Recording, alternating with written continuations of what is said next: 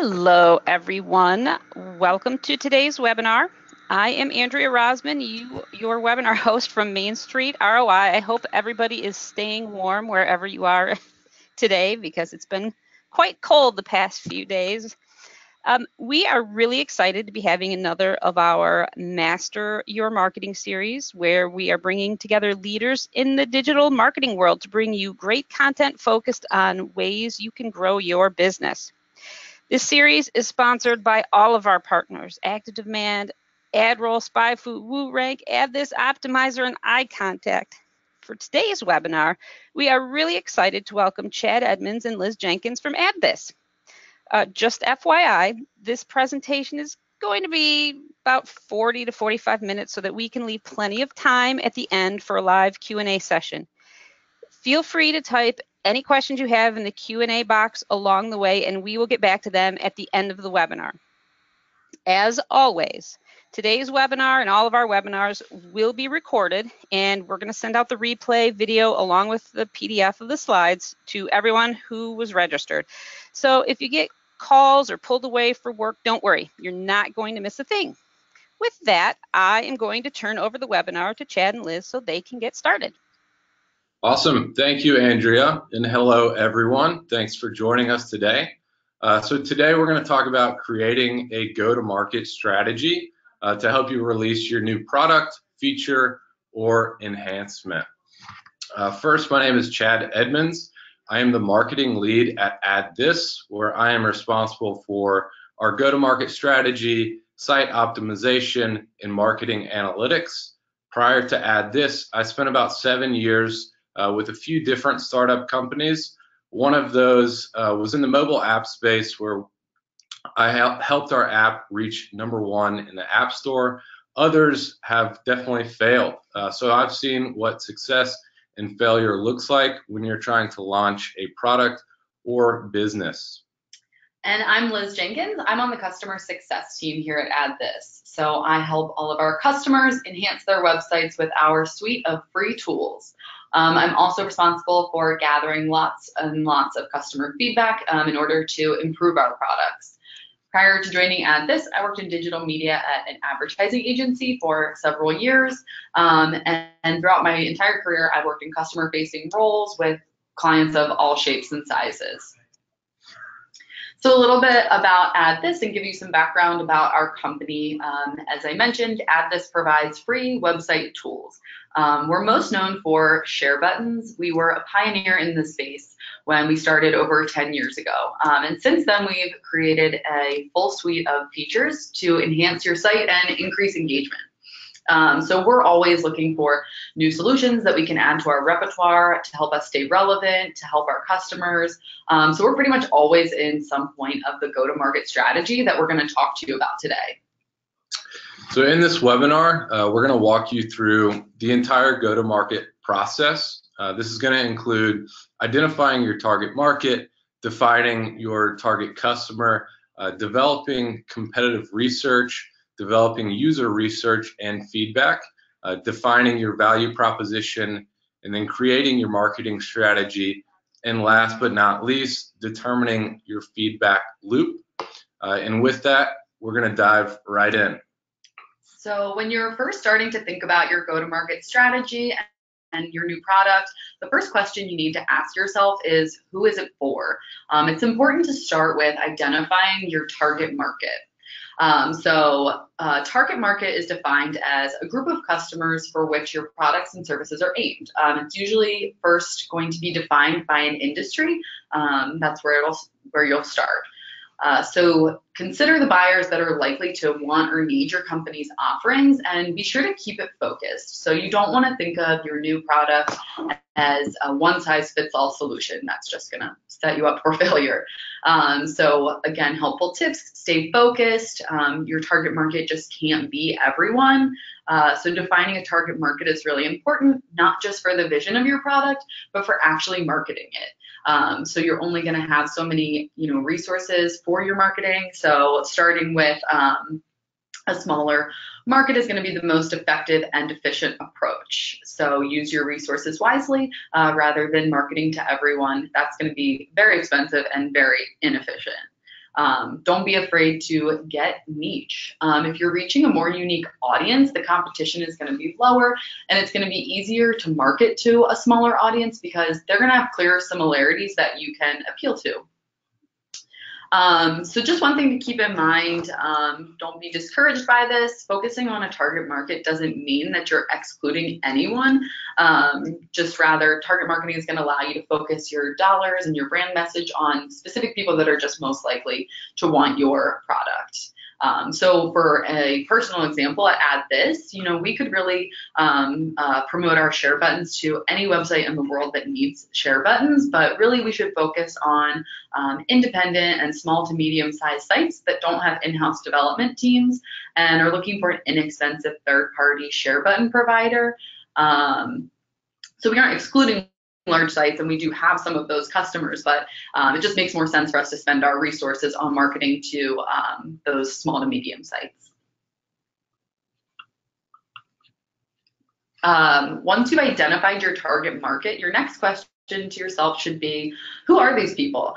Which leads us into defining buyer personas. So a buyer persona is a fictional characterization of your ideal customer. Creating personas is going to help you take that target market that you identified and then break it down even further at a human level. So you're actually thinking of this market as real people. It's an important exercise because there are going to be different types of individuals within your target market, and you want to be able to categorize them and cater to their differences. So where to start? So a good first approach is using real customers if you have them, and then also using market research as well. So think about things like demographics, what's their age, gender, education, job title, as well as psychographic information, things like personality, values, opinions, attitudes, interests, behaviors, as well as motivations and goals. So think about what's driving them. So we have a couple of examples that we've actually created and used at AddThis. So as you can see, with lovely Angie here, we just kind of summarize basically her main priority into that one quote, and then we think about those other factors, like how marketing savvy she is, how technical savvy, how important are metrics to her. Again, we're kind of thinking about the different factors of our product and how they would be weighted for a specific individual based on who they are and their job, etc. So you can see, again, these different examples here. All right, so now that you understand your target audience and have developed your user personas, you're going to want to start researching your competitors. Competitive research is a critical step for finding out what others are doing and what kind of threat they present to your business. When you're looking at your competitors, you should ask yourself questions like, what are they doing? What are they doing well? And what are they doing that's not so great? What do their pricing models look like? And how do they position themselves in the market? This could include looking at what type of messaging they're using, what type of marketing claims that they're pushing out, or even what type of content they're creating on their blog. A good tip here is to sign up for newsletters. It's an easy way to stay on top of what your competitors are doing. And having a better understanding of your competitors can help you inform product features or enhancements that you might want to replicate. See what your target audience is reacting to, and it can help craft messages showcasing how you compare with others. For example, this is our competitor page on AddThis.com. We highlight different features and point out everything that makes us superior over our competitors. This is just an easy way to showcase our strengths for our website visitors. This could be something that you might want to consider for your own site. So now that you've done some research, you want to think about whether or not you're on the right track. So the best way to do that is take it to the people with user research. So user research is going to focus on understanding users' expectations, behaviors, needs, and motivations through methodical, investigative approaches. You can then use insights from this research to ensure that your product design decisions are benefiting the user. So at this point, again, you've done research, you've probably made hypotheses about what customers want and need. And now you're going to want to actually talk to some prospective customers and see if you're right. So user research is just going to be a great way to validate that you're on the right path, or pivot if you find that you're not. So it's really important to hear users' pain points and feedback in real time, again, in order to drive that product development. So before you launch, you can see, should we change things? How to go about implementing this. The best way to do that is find real-life versions of those personas that you created. One tool that we've used is Respondent. It's a great tool for finding people who are willing to participate in these types of calls. And in these types of studies, and we can show you actually an example of that and talk a little bit more about that in the next slide. And then another way to implement this is be sure to ask the right questions. So be sure to ask open-ended and non-leading questions. So this is a screenshot of the Respondent platform. So as you can see, you can search people who have certain jobs and fit certain criteria in order to get them on research calls with you. Respondent is a paid service, but you have control over how much you want to offer per call, so you can make this an affordable option and make it fit your budget.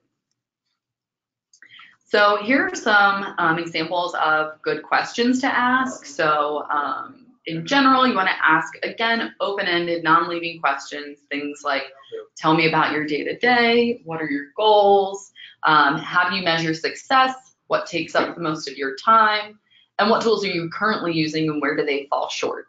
These are good questions to really understand your customer's workflow and identify gaps where you can fill in with solutions.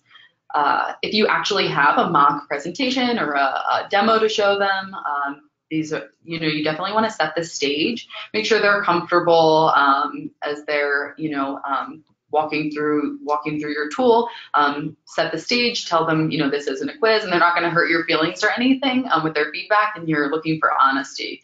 Ask open-ended questions like, how would you use this? Not, would you use this for X, Y, and Z based on your hypothesis? And also another great tip is to actually give them remote control of your screen so you can see where they go and see how they navigate the user experience. It's really informative. And then just in general, always be asking these users why. Why is that important? Why are you doing that? You're going to get a lot of good information from that question. So now that you know who you're targeting and what they are looking for, it's time for you to create your value proposition. Your value proposition refers to a marketing statement that a company uses to summarize why a person should buy a product or use a service. Your value prop should explain how your product can solve problems for a specific person, what consumers can expect after purchasing your product, and why someone should buy your product over a competitor's. Your value prop should be clear, unique, and compelling. A good example of this is Spotify. Their value proposition is music for everyone. It's simple, it's clear. No matter who you are or what kind of music you want to hear, they can help and provide you that value. And now that you've established your value prop, it's time to think about how you're going to reach your target audience. In today's digital world, there are numerous ways to reach an audience. Because of your previous research, you'll know where potential users are located, what their interests are, what platforms they're using. All of this will help you set up your initial strategy. So step one is to determine the right channel mix. I recommend not putting all of your marketing efforts into one channel. For instance, don't only focus on digital ads to drive your business. This may work in the short term, but it's not effective long term unless you have unlimited supply of cash. Step two is to make sure you are able to track all of your performance on these channels. This is extremely important so you understand what's working and what's not working. And last but not least, remember to be flexible. Not all channels are going to be effective for your business. You're likely going to need to adjust your strategy along the way. And with that, we're going to break down the channels and talk about ways that you can leverage these in your marketing approach. So first we have organic search. Organic search is traffic generated from search engine results that is earned, not paid. It's where someone types in a phrase or question in Google and your article pops up first on the list. Organic search is extremely important because it's free. And if you're ranking for these search terms, you're providing value. You're generating that value for the people that are looking up these questions. A few ways to generate traffic for your organic search channel is, first rule, provide valuable content. Be a thought leader in the space, and always use SEO best practices and tools. SEMrush, Moz, Google Keyword Planner are all very good tools that you can use. And they also all have free versions, right? Yeah, at least free and trial versions. Next, invite guests to write on your blog. This is a great way to expand your network through other writers. And then push content to social media channels like Facebook, Twitter, and LinkedIn. And there are also other various ways to increase your search results. You can write ebooks, set up webinars, create video content. All of these tactics will help you increase your search rankings. But I will say SEO is the key here. So make sure you understand basic principles so your content can be found by search engines. This is an example of SEMrush. It's a great tool for tracking how you're performing. You can run a site audit to see kind of what is recommended in order to increase your search rankings. So they look at titles, your meta description, keywords, page copy link, and other items, and then provide you recommendations to optimize that page. You can also track and discover new keywords that can guide your content strategy. And then you can use it to look at backlinks to see how many backlinks you've generated and set up a strategy to go acquire additional ones. SEMrush also has templates to help you write with SEO writing, which are great to use. And then they have general analytics like site traffic, page views, and more. Next on the list is email marketing channel. A recent stat that I found is 73% of millennials identify email as their preferred means of business communication. So it's extremely important that you have an email strategy. Some ways to drive traffic from this channel include scheduling a mass email campaigns with your product announcements, valuable content that you're creating on your blog, or other items that you think would be important for your users to know. You can also set up email automation or workflows. So this could be a welcome email and then a follow-up a few days later asking if they need help with anything. These types of workflow emails are going to vary depending on the product or service that you're providing. A good rule of thumb here for email marketing is to test everything. A/B test your subject lines, test the different days that you're sending emails on, test different times, and also test your frequency. This is going to vary, again, with your business. And I will point out that AddThis has a free email capture tool that you can add on your website. This will help you collect and grow your email user base. And this is an example of what an email workflow might look like. So again, the idea is just, maybe using your content calendar just to keep sending out messaging that is going to make your brand stay relevant and top of mind for your customers. And again, you can kind of test this and play around with it, but it's just important to keep driving them back to your site, keep them engaged, and remind them that you're around. All right, on to paid advertising. With a budget, paid advertising can be an effective way to generate quick and targeted traffic to your site.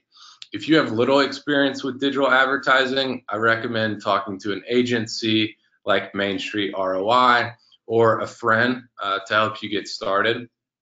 Things to consider when you're setting up your paid advertising strategy is to, again, determine the appropriate channel that's going to reach your target audience.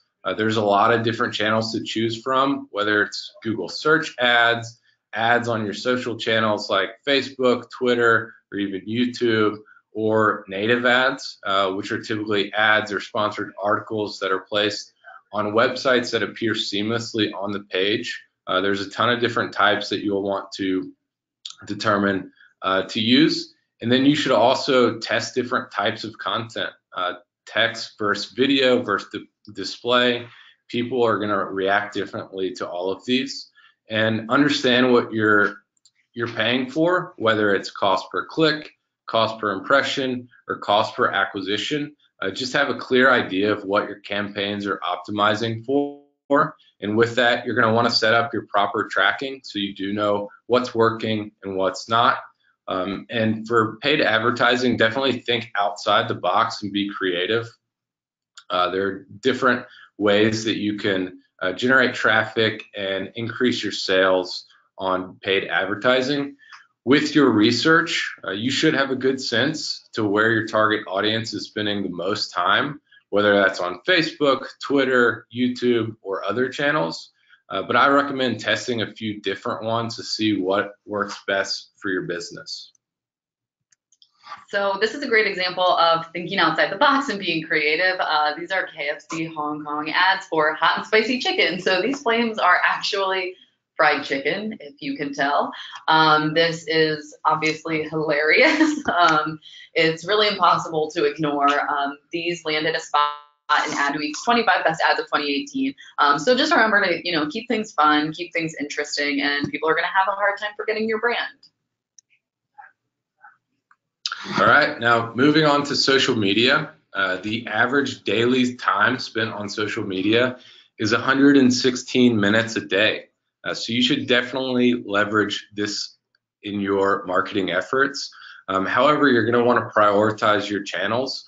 Don't take on too much, and make sure you use management tools like Sprout Social, Buffer, or Hootsuite. These are going to help you organize and schedule out your posts, and they're great tools for tracking your performance. Some tactics to generate traffic from social media is have an influencer outreach plan. Try to get influencers to talk about your new product or service. Always listen and engage in conversation. Don't just post. Aim for engagement and dialogue. Ask questions, give comments, just talk to your followers.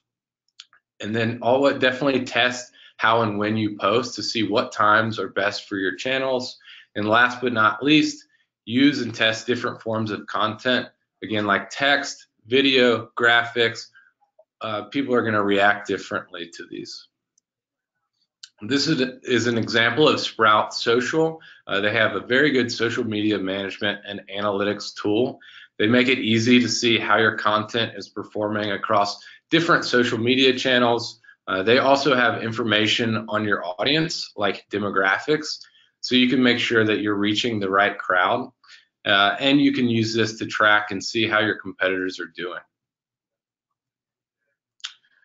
On to referral channel.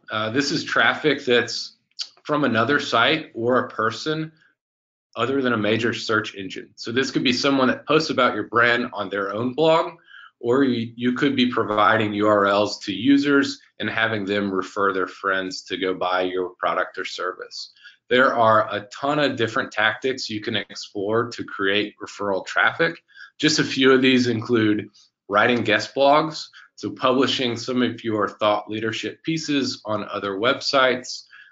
Two is to get featured on listing sites like Product Hunt and Crunchbase. These are super easy to set up on your own. Another good way to generate referral traffic is to publish press releases on distribution sites like PR Newswire. And also word of mouth is a great way to generate referral traffic. Ask users to write and tell others about your brand. If they hear it from a friend, they're much more likely to buy or use that product. And last but not least, launch a referral program. A good example of a company that does the referral program well, I think, is Blue Apron. This also works with the word of mouth approach as well. So Blue Apron encourages customers to send a free box of food to their friends who haven't tried Blue Apron yet. So it's a great way to get new customers on board, and also you're kind of rewarding your existing customers as well. And then look at other marketing tactics that you can leverage. You could attend and sponsor events to boost your brand awareness. You can host a launch party and invite influencers in the media to attend. Or you could set up an affiliate marketing strategy. This is becoming more and more popular. It's where a company pays an influencer to generate traffic or leads to the company's products or services. This could be a good fit for your brand. And do what works. As you can see, there are a ton of different tactics that you can explore and test on your own, but do what works for your business. Okay, so you have launched your product, you've marketed it, you maybe have some customers now, things are going good, but you aren't done yet. You're going to need to keep measuring the success of your product. You're going to need to keep talking to your customers, and you're always going to need to be evolving. So with that in mind, a couple of tips for, getting a system in place where you can, stay relevant and continue evolving. One is create a system for quantifying feedback. So one example is we have a technical support team at AddThis. You'll probably have some sort of support for your company. And at our organization, we label every inquiry that comes in so that we can easily identify what are common struggles with our products. What can we make clearer in the user experience? What new features are people asking for? What's trending, etc. This is just really helpful in prioritizing both product development and also bug fixes. Another thing you can do is create a customer advisory council. So have a go-to pool of customers that provide good feedback, or you're always having good conversations with them. Use them to test new features and participate in ongoing research calls. Another great tool is using internal team testing. So make sure every single person on your team is going through the user experience of your product and that they're doing this often. They're obviously going to have feedback. Every person on your team is going to be using a ton of different products and services. And so they can take that into account and give their own, company feedback. Another tool that, again, we use here is using new hires to get feedback from, when they're learning about the product or service that your company provides. It's a great time to get feedback on what makes sense, what doesn't.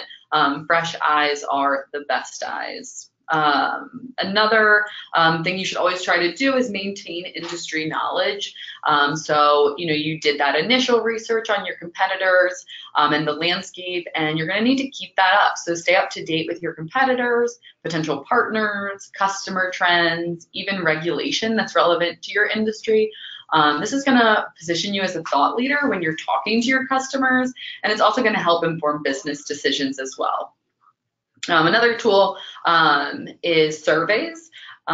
Pretty straightforward, but continue to send out surveys to your customers, ask what they like and don't like. I know we have links to surveys in several different places in our dashboard. They're just a great way to gather and quantify feedback. And then finally, use a Net Promoter Score. So a Net Promoter Score is a metric used in customer experience programs. An NPS measures the loyalty of customers to a company. They're measured with a single question survey and reported with a number from 0 to 10, with a higher score being desirable. So you can see this example here. How likely are you to recommend AddThis to a friend? I'm sure you've all received something like this from a product or service that you use at some point throughout the years. So the way you would break down the results of a survey like this, you would consider anyone who scored a 9 through 10 a promoter. So these are going to be your loyal enthusiasts who are going to keep buying and also refer others, fueling growth. Passives are considered people who score a 7 or 8. They're satisfied, but they're probably unenthusiastic. They're, might be vulnerable to competitive offerings. They're probably not going to be spreading the word as much. And then finally, detractors are anyone who scores a 0 through 6. So these people are unhappy customers. They could damage your brand and impede growth through any negative word of mouth.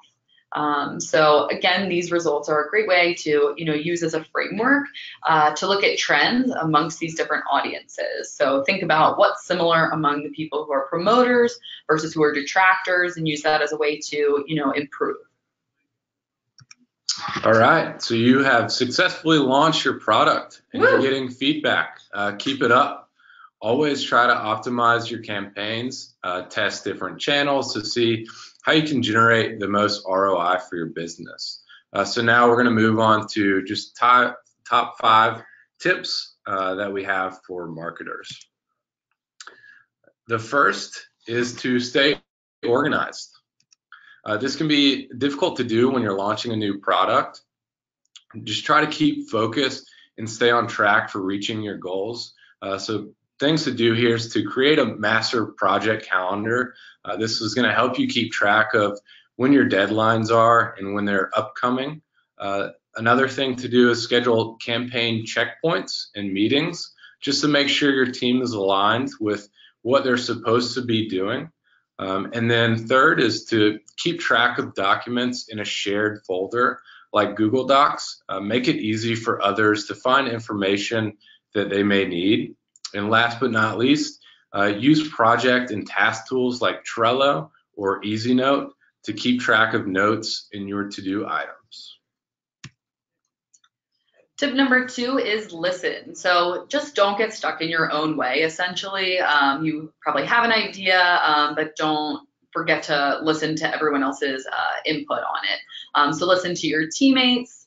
Great ideas always come from collaboration, so be sure to take their opinions and ideas into account. Also listen to what's going on in the industry.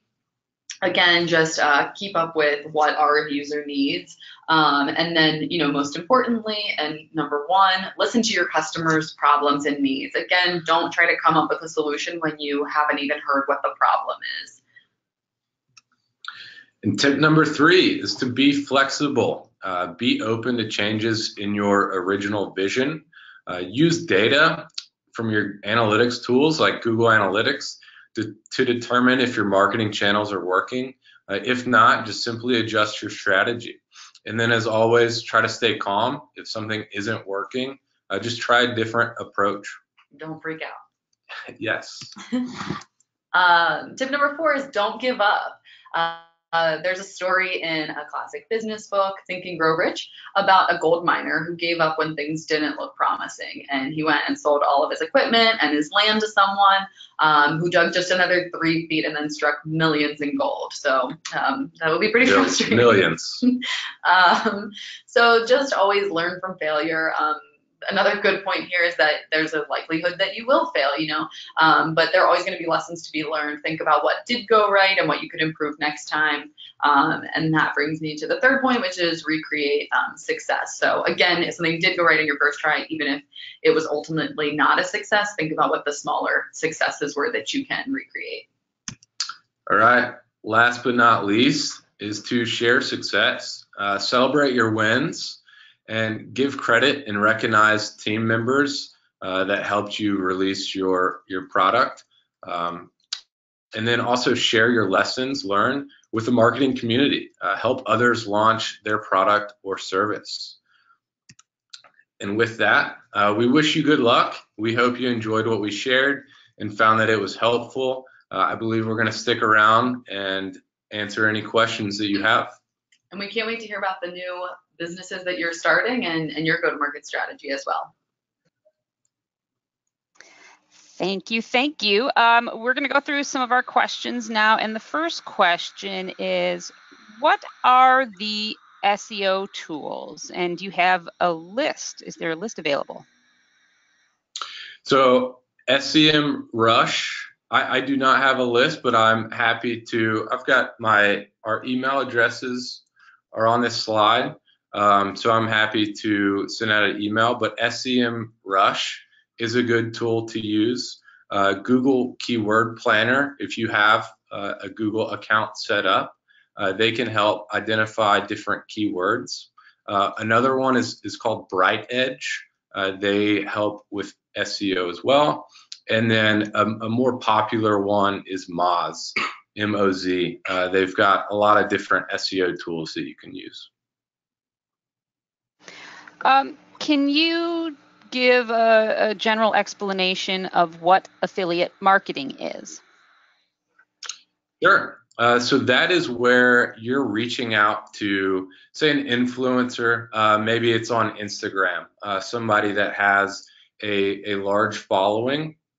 You're reaching out and working with this person to, they will be featuring and promoting your product or service, and you're paying them for that feature. So essentially, they're helping you, whether it's drive traffic to your site or sell a certain product.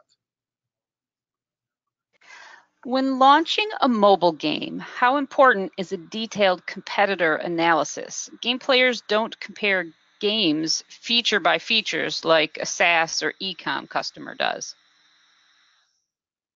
That is a great question. Neither of us have experience in the gaming industry. I assume there's still going to be just some higher level relevant competitors that you could look at. Typically, not everyone is going to be kind of have the same game or idea, but there might be different pieces and parts that you can use and see what's working, see what's not working. That might help you have some insights for your game.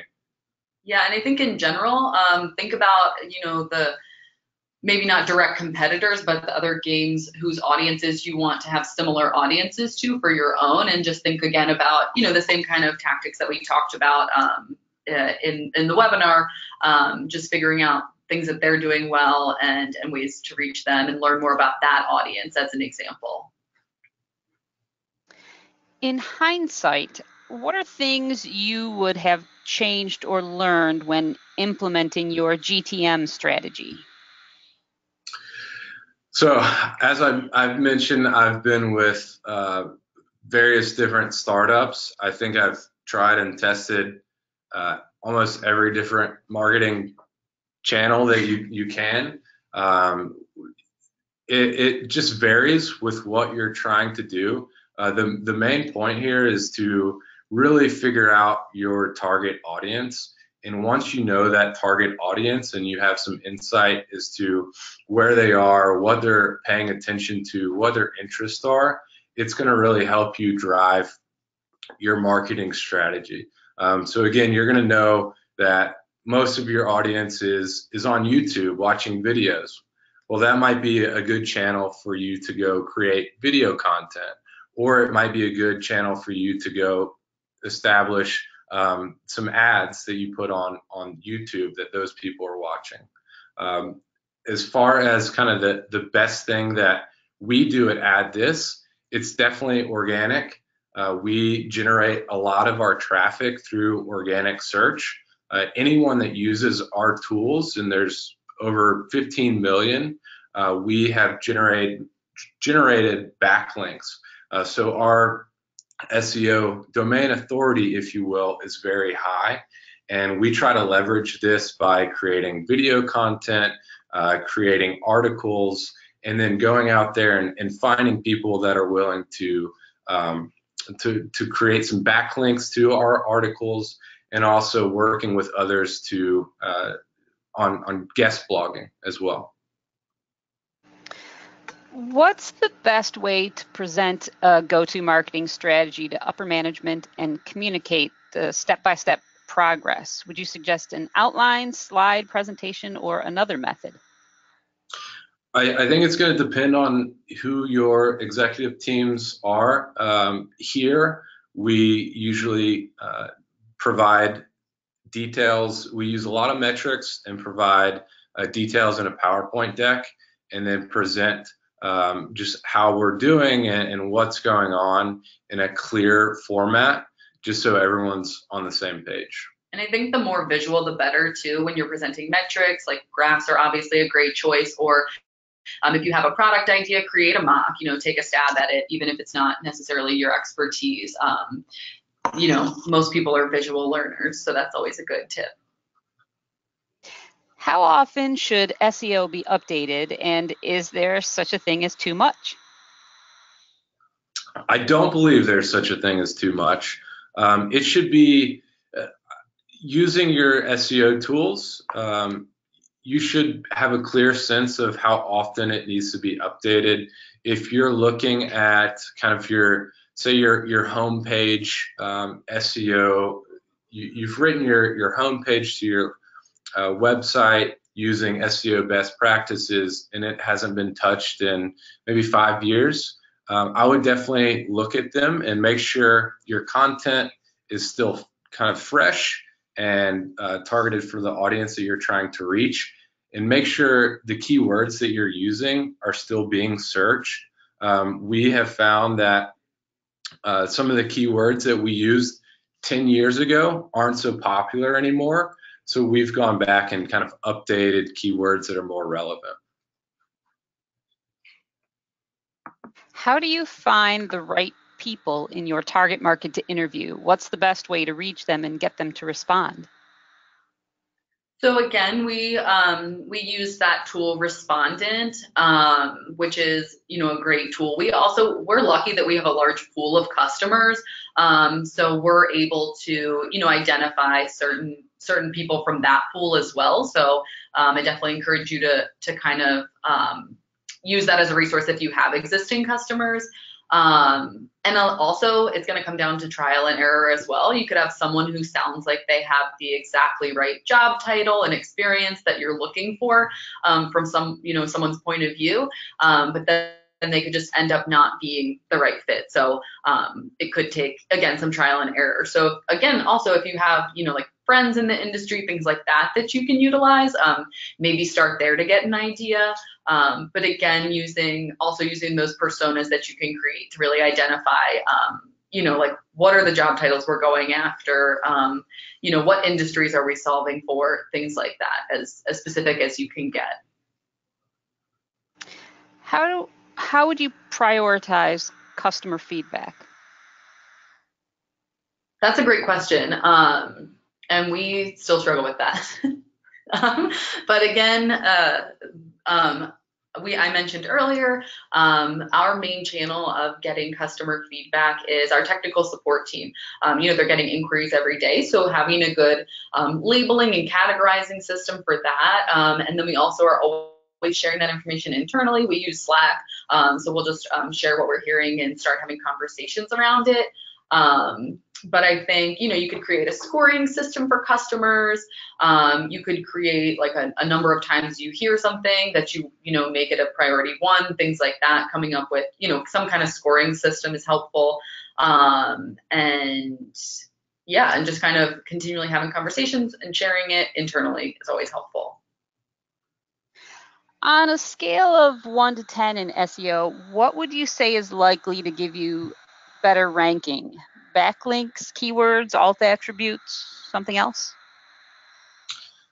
Great question, and unfortunately, I do not know Google's algorithm to provide that answer. But I would say, I wish I did.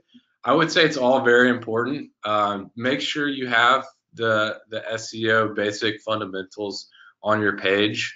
We try to get as many backlinks as possible. That seems to drive up our search rankings. So if you're not doing that, I highly suggest trying that tactic.